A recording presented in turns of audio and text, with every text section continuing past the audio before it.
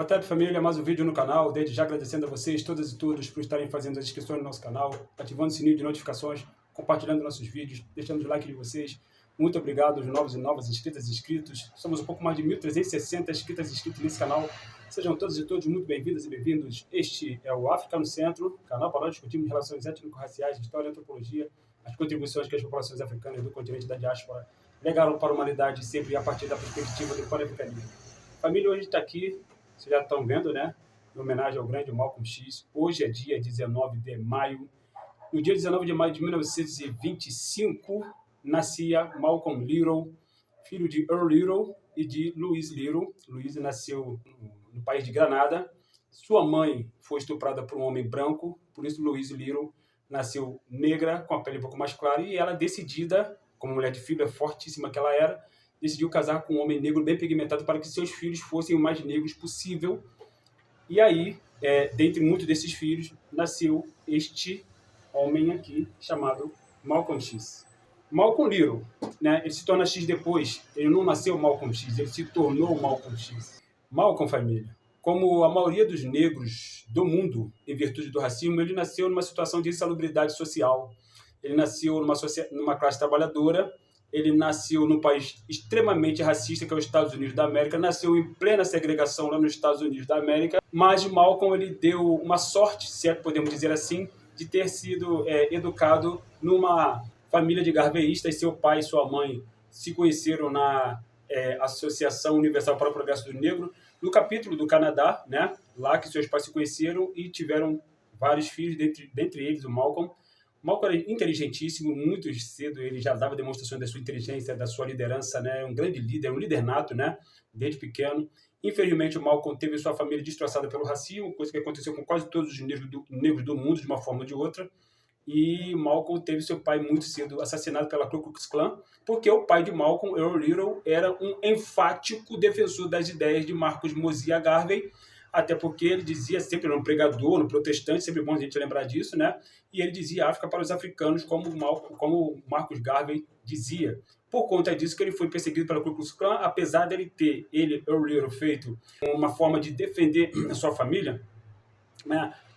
Fazendo um seguro de vida para ele, e logicamente que ia ajudar a sua companheira, seus filhos, caso alguma coisa lhe acontecesse.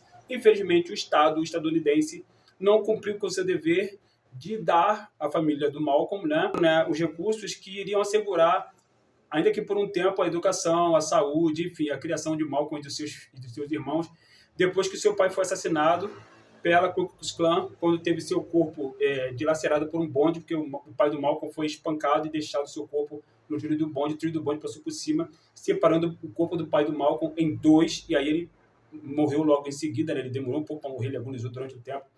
E o Malcolm sempre disse que se teve uma família que o Departamento de Estado dos Estados Unidos destroçou, essa família foi a dele. Depois o Malcolm vai perceber que não só a dele, mas de muitos outros negros e negras nos Estados Unidos. Malcolm, ele muito cedo, como eu falei, ele foi criado, né, no lar adotivo, porque a sua mãe, infelizmente, foi negada a ela, não que ela quisesse, foi negada a ela o direito de educar seus filhos foram retirados dela, foram colocados em lares adotivos. Num desses lares, Malcolm foi criado por uma família de pessoas brancas, foi educado numa escola onde tinha majoritariamente pessoas brancas, e lá nessa escola ele é chamado o tempo todo de negro, como ele disse na sua autobiografia, né? Parecia que negro era o nome dele, de tantas vezes que ele é chamado de negro. Isso é importante salientar, família, porque o Malcolm, muito cedo, ele teve contato com as facetas maléficas, malignas do racismo. Então, o Malcolm, ele ficou marcado por isso muito cedo, né? Além disso, como brilhante, que um homem que ele era, um jovem brilhante intelectualmente falando, ele rapidamente se tornou líder da sua turma, e em seguida o Malcolm ele foi morar com a irmã dele, ela, em Boston, conforme demonstra aqui, escrita pelo grande Manning Marable. Ele foi morar em Boston com a sua irmã, ela, e lá ele se envolveu em uma série com delinquência juvenis. Ele tinha 17, 18 anos, 16, era um jovem, né? E enveredou pelo mundo das drogas, da bebida alcoólica, enfim. Se tornou arrombador, se tornou gigolô, se tornou cafetão, e depois, no meio desse turbilhão de acontecimentos que ele estava vivendo, a sua vida foi tragada e ele se tornou mais um negro presidiário nos Estados Unidos da América, porque o presídio nos Estados Unidos da América, as penitenciárias nos Estados Unidos da América, assim como no Brasil, elas foram feitas exatamente para recolher corpos negros. Por isso que eu sempre disse que a gente não pode nunca, jamais, em tempo algum, romantizar a vida dos negros nos Estados Unidos da América, porque de bom, aquela vida dos negros nos Estados Unidos da América não tem rigorosamente nada. Mas foi na cadeia que o Malcolm, ele se tornou uma outra pessoa. Ele começa a se tornar Malcolm X na cadeia, quando a sua irmã, ela, conforme deu comentado aqui, né, nessa obra, ela lhe apresenta a nação do Islã. E o Malcolm, ele começa a se educar dentro do islamismo, mas não sem antes ele ter reescrito um alfabeto inteiro, né, um dicionário, melhor dizendo, inteiro. Leu muito. Malcolm aproveitou muito esse tempo na cadeia para ele ler bastante. Quando ele sai de lá um homem educado, um homem contestador, questionador, utilizando sua grande inteligência, utilizando do seu grande poder de oratória, ele entra nas fileiras da nação do Islã, que era, na época que o Malcolm entra, anos 50, início dos anos 50, é importante salientar, uma organização de muçulmanos negros obscura porque ela tinha por volta de 300 militantes negros, mas ele não era uma organização que fazia muito barulho nos Estados Unidos da América. Mas com a entrada do Malcolm, com a sua dedicação muito intensa, Malcolm era um homem organizador. Para onde ele ia, como diz o Stockley Carmichael, ele abriu uma mesquita, né? E era um homem que era de uma liderança tão impactante, tão forte, se desenvolvia rápido demais, como disse aqui Melville, que sim, ele galgou rapidamente postos avançados na nação do Islã, fundou o Fruto do Islã, que era composto por meninos, onde ele treinou esses meninos, educou esses meninos, deu aula para esses meninos, orientou esses meninos no que diz respeito ao seu condicionamento físico, a praticar karatê, judô e etc. Orientou esses meninos para ficar longe das drogas, que é importante salientar, porque, família, é importante salientar, como Malcolm X disse, as drogas são um veneno branco do Ocidente. É o veneno branco. Cocaína, maconha, álcool, são drogas, família. É preciso falar isso. A gente tem que parar com essa coisa de ficar tratando essa coisa cheia de dedos. Porque muita gente, é importante salientar, fala que o simples fato de legalizar as drogas vai resolver o problema, não vai resolver absoluto. Não vai resolver. E o Malcolm X, assim como os Panteras Negras, lutou contra o uso de drogas pelas pessoas negras. Malcolm falava, o homem branco te vende a bebida alcoólica, depois te põe na cadeia quando você fica bêbado. O homem branco te vende os jogos de azar, depois te põe na cadeia quando você está praticando eles. Malcolm já estava falando naquela época, não dessas bets de hoje. Malcolm estava falando dos jogos de azar do período. Hoje, as bets estão aí colocando um monte de pessoas pretas na cadeia. Vide Bruno Henrique, por exemplo, que corre o risco, inclusive, de ser preso. Por exemplo, né? Por estar envolvido com esse tipo de jogo. Por negro nenhum, não é controlado por negro nenhum, diga-se de passagem. Então, Malcolm, ele foi um homem que compreendeu a dinâmica que ele estava vivendo naquele período, naqueles anos ali, anos pós-Segunda Guerra Mundial, e anos que os Estados Unidos estavam vivendo uma efervescência no que diz respeito também ao comando de caça aos comunistas. Mas é importante salientar que Malcolm não era comunista. Malcolm estava se aproximando do panafricanismo. Aliás, ele se converte em panafricano quando ele viaja para o continente africano, onde ele toma conhecimento, toma ciência do processo de descolonização que vários países africanos estão empreendendo. E ele conhece vários líderes africanos e ele é recebido como chefe de Estado. Só que nesse momento ele já está longe da nação do Islã, né? Nesse momento ele já não mais faz parte, já não mais fazia parte da nação do Islã, porque a sua companheira Beth Shabazz, que ele conheceu na nação do Islã. Beth era uma enfermeira que cuidava, que dava aula de enfermagem para as meninas, dava aula de higiene pessoal, explicava a questão de higiene pessoal para as meninas, para as mulheres da nação do Islã. Foi ela, Beth Shabazz, quem, além de se aproximar do Malcolm, de ter filhos, e melhor dizendo, filhas com ele, foi ela quem alertou Malcolm X para quem era de verdade. Elijah Muhammad, o Elijah Muhammad. E este Elijah Muhammad foi um homem que, se no primeiro momento ele conseguiu convencer Malcolm para entrar para a nação do Islã, e a importância do Malcolm para a nação do Islã se mostrou rapidamente, porque ele não só fez a nação do Islã crescer de 300 para 3.000 adeptos, como ele também trouxe o grande Muhammad Ali para a nação do Islã. Muhammad Ali, que nasceu como Cassius Marcellus Clay. Muhammad Ali, que foi um dos maiores boxeadores, se não o maior boxeador da história de todos os tempos. Muhammad Ali, que era um jovem lutador que, na época, Malcolm entendeu que ele poderia, uma vez na nação do Islã, trazer ainda mais adeptos, mais jovens para a nação do Islã, porque ele tinha grande aceitação do público por ser um esportista de sucesso, né? Mas o Elijah Muhammad, ele usou o Malcolm o quanto ele pôde, até que o Malcolm teve seus olhos abertos, como eu estava falando, pela Beth Shabazz, que mostrou que Elijah Muhammad era um estuprador, companheiro das suas secretárias, por exemplo, companheiro de trabalho, né, das suas secretárias.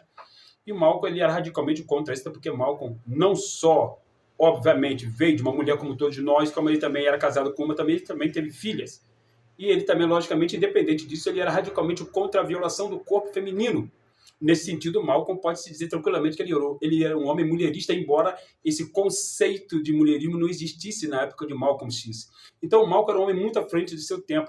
Malcolm foi um grande homem engajado na luta pelos direitos civis nos Estados Unidos. E isso, muitas das vezes, é silenciado. A sua participação na luta pelos direitos civis nos Estados Unidos, muitas das vezes, pela mídia burguesa, pelos historiadores, por quem fala sobre isso, por jornalistas, de uma forma geral, a luta de Malcolm na luta pelos direitos civis nos Estados Unidos, que são direitos humanos, muitas das vezes ela é apagada, ela é silenciada. Se coloca apenas a Rosa Parks, que sim, teve participação muito importante, logicamente, que começou com ela, aliás, recomeçou com ela, né, quando em 1955, em 1º de dezembro de 1955, ela estava voltando do seu trabalho numa loja de departamentos, né, e ela foi presa por se recusar a se levantar do banco de um ônibus segregado, e aí entrou o Martin Luther King na história, e vocês sabem o resto que aconteceu, e mais o Malcolm X, que era no início um grande crítico de Martin Luther King, e depois eles fizeram as pazes, é importante salientar isso. Isso ligou o sinal de alerta, inclusive, do Departamento de Estado dos Estados Unidos,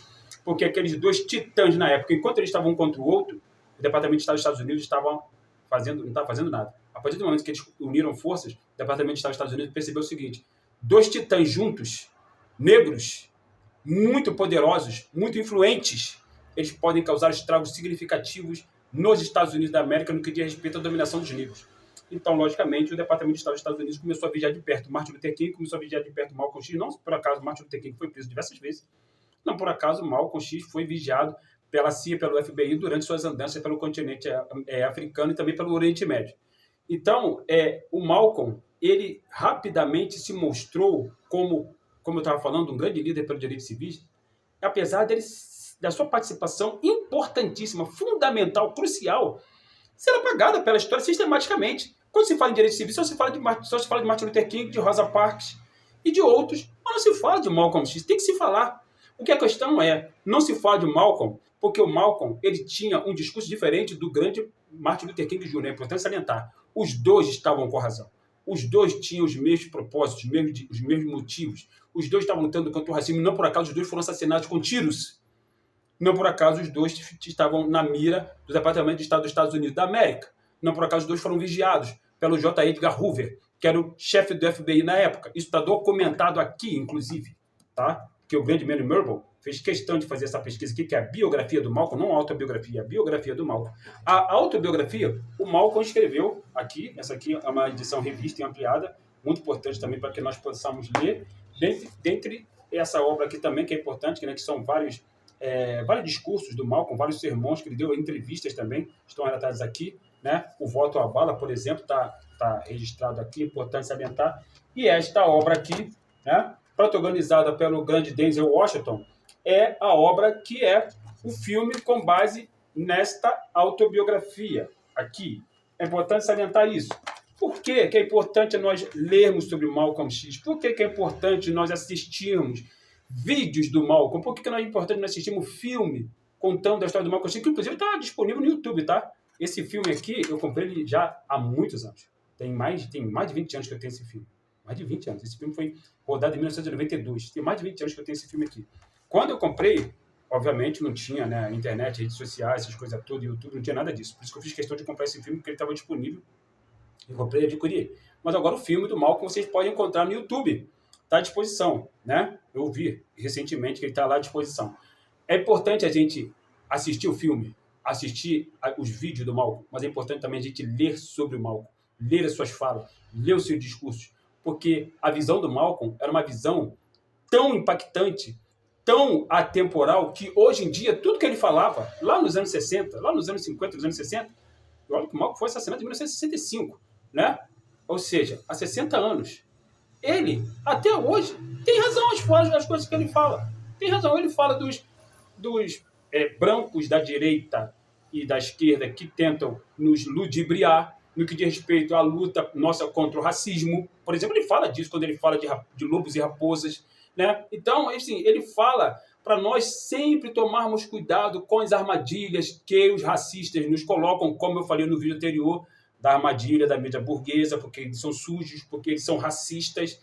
Então, Malcolm falou, inclusive, contra a própria imprensa burguesa, já naquela época, né? Importância salientar. E o Malcolm foi a mente intelectual, o mentor intelectual por trás do movimento Black Power, que foi cristalizado, materializado no Partido dos Panteras Negras e Legítima Defesa, porque o Malcolm falava em autodefesa antes dos Panteras Negras nascerem. Então, família, Malcolm, ele é o meu ídolo para sempre, né? Malcolm X, eu comprei essa camisa há muito tempo, eu só coloco essa camisa aqui em dias especiais como hoje, né? Porque eu sou muito fã do Malcolm. Desde a primeira vez que eu ouvi falando, eu me apaixonei pela sua oratória, pela sua contundência, pela sua coerência, pelas suas virtudes. Malcolm, como qualquer ser humano, cometeu erros, mas o Malcolm, antes de tudo, foi como diz o grande Carlos Moore, que foi seu companheiro, seu amigo de luta, enfim, durante um bom tempo, um dos maiores líderes pretos da história da humanidade, sem dúvida nenhuma.